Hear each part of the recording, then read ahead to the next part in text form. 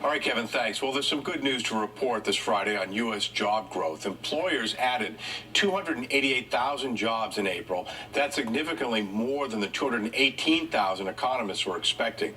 Where are these jobs and how do they impact new college grads? We bring in Brendan King, CEO of King & Bishop. Thanks a lot for joining us, Brendan. These numbers are better than expected. Why is that? Well, thank you, Bob. It was the big winner of the story today, as opposed to the elusive win last night from the Bruins. The economy was the big winner. But 288,000 jobs, that's right. And where they were, a big sector that we like to look at, particularly in Massachusetts, is the professional and business services. That's going to include our knowledge workforce, but it's also going to include the vendors that support those, the business services. We also saw pickups in healthcare. We saw pickups in construction and retail, and those obviously indicate improved sentiment in the consumer economy. And one more thing I'd like to add is that there were big gains in small business, those companies with under, a couple hundred employees, but 20% of that number, I think it was 82,000, 20% of that was companies that are 20 and under. So there's some really significant, confidence in what they're seeing in the marketplace. And a jump in temporary jobs, and you're saying that that's a good sign. Why so?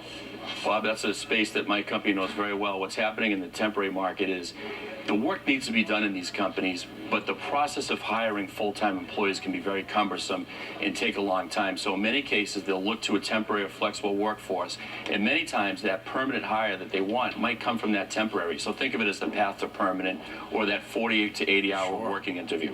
All right, well, the weather, we know it plays a role in jobs reports. It was not, April, I guess, was an okay month. I mean, I thought it was kind of cold and rainy and some snow. Was that the case here? January and February, if you recall, much of the country was gripped by extreme weather, snow and ice. That is absolutely going to impact the business process of making hires. And if you look at April, particularly the construction numbers went way up. So that absolutely ties into an improvement in the weather. Is there a specific age group that's getting these jobs?